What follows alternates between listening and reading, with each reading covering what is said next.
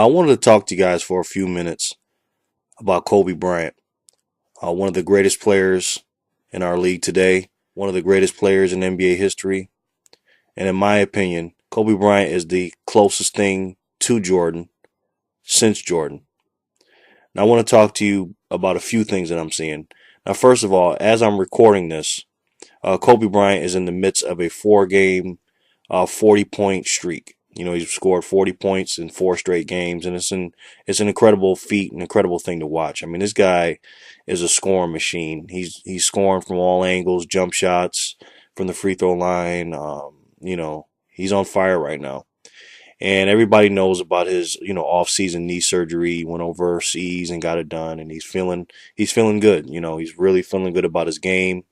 He feels like he's younger. He's more nimble. He's moving around good. Everything's good for him. And it got me to thinking. A lot of people either love Kobe or hate Kobe. It's just funny. I'm I'm somewhere in between. I don't I don't hate him. I don't love him. I love to watch him play.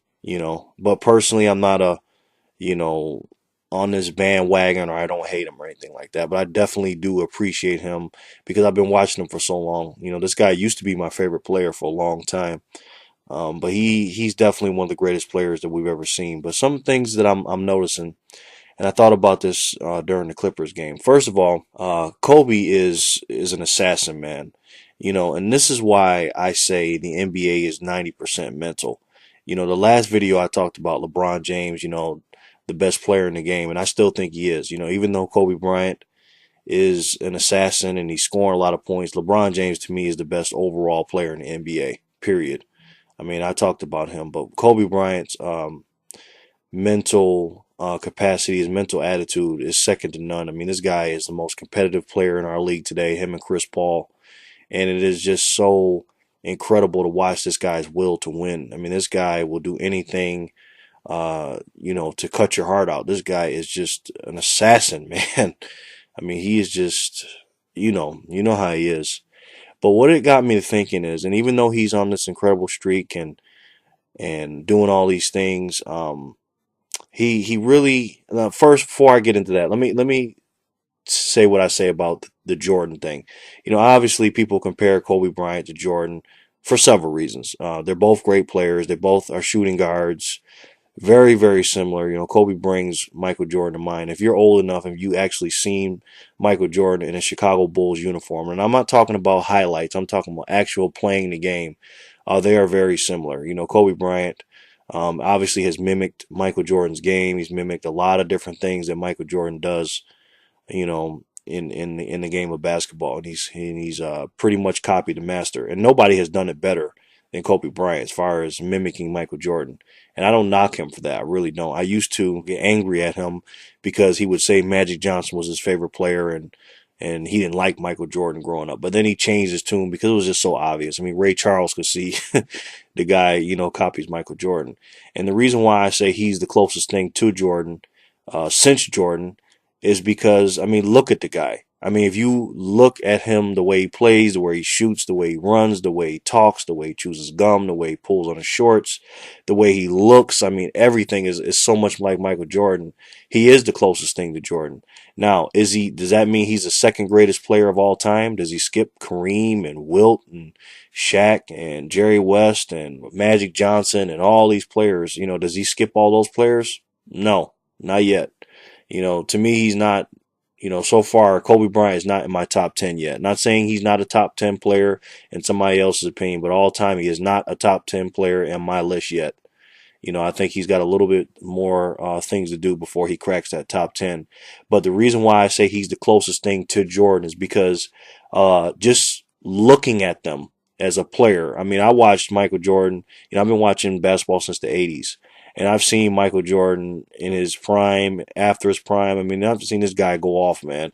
And Kobe Bryant is the closest thing to Jordan. I mean, they are so similar in so many different ways. It's incredible. And this is why I enjoy watching Kobe so much, because he does remind me of Jordan. He really does not. Is he as good as Jordan? No, he's not. But it's just crazy the similarities these guys have. I mean, they're the same height. Michael Jordan was definitely stronger than Kobe Bryant. I mean, he's got a lot more muscle tone. Michael Jordan was obviously bald. He was darker. Michael Jordan has bigger hands. I think Michael Jordan is a better athlete. A lot of people think Kobe can dribble better and things like that. I don't really look at it that way. I think Kobe Bryant over dribbles sometime, and he gets caught in the kind of like the and one mixtape stuff that he was doing in the early 2000s and the late 90s. And Michael Jordan to me is just a more efficient player. As far as his movement, he doesn't do a lot of wasted motion. Michael Jordan doesn't. So when I say Kobe Bryant is the closest thing to Jordan, just as far as just the looks, just looking at them, he reminds me so much of Jordan. It's incredible. But he's not Kobe Bryant's definitely not better than Magic and Bird and Bill Russell and all these guys yet. He has a ways to go before he cracks the top 10 and be the second best player to ever play the game. So that's what I mean by that. Now, Kobe Bryant this year, he's going on an incredible scoring streak. He's leading the league in scoring, 40-point games. He's got the highest points totals by himself. He's going crazy. He's going off, and it's incredible to watch. It really is. But there's some things about Kobe Bryant right now that are bothering me. Here's what they are. Now, follow me on this. Now, don't get me wrong. Kobe Bryant is one of the greatest scorers we have in our league today. And when people win games and they win, there's not a lot of complaining that goes on. But to me, I think Kobe Bryant may be a detriment to Andrew Bynum and Paul Gasol, and here's why. Mike Brown is the new head coach, obviously, and I'm not saying Mike Brown doesn't have any backbone or this or that, but there's really not a whole lot he can say to Kobe Bryant, a guy like Kobe Bryant. They're just not. And to me, when you have a dominant center like Andrew Bynum and a big man like Paul Gasol, you got to use them. And I'm watching the Clippers game, and even though Kobe's scoring and things like that, Andrew Bynum and Paul Gasol are two of the best big men we have on our planet today. I mean, you're talking about Bynum to me, who's the number 2 center in the NBA, and then obviously Paul Gasol is a top 5 power forward in the league.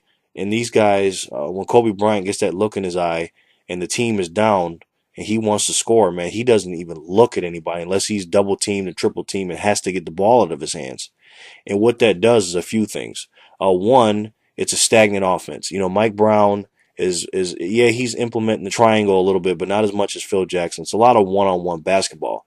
And because of Kobe Bryant's long off season, because of the lockout, his surgery and everything, he's fresh, and that might not be good for would-be defenders and Bynum and Paul Gasol and the rest of the Lakers team, because it's basically Kobe Bryant against everybody else. And yeah, it's fun to watch because, hey, I'm not a Lakers fan. I don't care if they win, lose, or whatever. I'm just a fan of the NBA, and I like to see him score a lot of points. It's cool, but I don't like to see Andrew Bynum and Paul Gasol suffer in the process.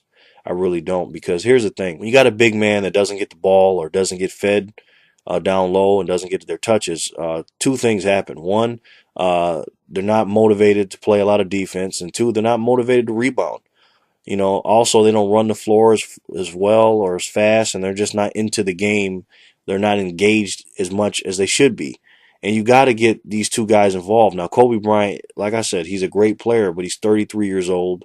And I'm not saying he can't lead the team in scoring, but they're definitely not going to win a championship with this roster. They're not, unless they change and they start going into Bynum more. Now, I heard Mike Brown said that, hey, they're going to go get the ball to Bynum down low more, and Pau Gasol's going to be more involved. But when Kobe Bryant is on a streak like this, um, you know, you could just look at Bynum and Pau Gasol's body language in that Clippers game, man. They weren't happy about it. The Lakers end up losing. So, we'll see. I know it's still early in the season. We got plenty of time to go. But I want to know your guys' thoughts on this. Do you think that Kobe Bryant should keep being in attack mode and basically waving off everybody else and trying to, do everything by himself? Or should he, implement more of a team game and, get Bynum more involved and Pau Gasol more involved? Or, how do you guys think the Lakers offense should run? Because to me, I'm not saying everything should go through Bynum, but Bynum should definitely get more touches and more shots, no question. And then when you got a guy like Pau Gasol, who to me is the best post player in the NBA today, definitely needs to get more touches. So Kobe Bryant, like I said, great player, but he definitely needs to calm down as far as his shots goes. So let me know what you guys think about that. That's Jerry's NBA question of the day. How do you think the Lakers should run their offense? NBA Jerry's positive thought of the day. Now I told you guys to read 10 pages of a good book. I hope you guys are doing that.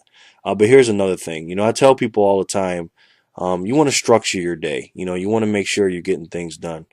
And how to do that, to me, I think, you should write stuff out.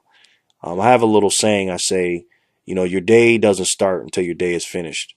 And what I mean by that is, at the end of the night, get a piece of paper and a pen out and write down what you have to do tomorrow. Now, I'm not talking about what you have to do for homework or for your job or anything like that. Things that you have to do for yourself to be successful, whether it's, reading a book, going to the gym, doing this, doing that. Write those things down. You're writing out the blueprint to be successful. No construction company is going to go out there and just start building a building, or constructing a building. They have to write out the blueprint first. So make sure you write things down at night before you go to bed, maybe right after you read your book or right before you read your 10 pages. That way it'll be stuck in your subconscious mind. And then in the morning you can get that to-do list for yourself done. Try that and let me know how that goes. Okay, guys? Thanks. Take care of yourselves. I'll talk to you soon. And don't forget, if you can believe it, you can do it. Thanks for watching. You guys know I appreciate it. And remember, folks, always, always treat people how you want to be treated, and everything will be okay. This is NBA Jerry, and I'll talk to you soon. Peace.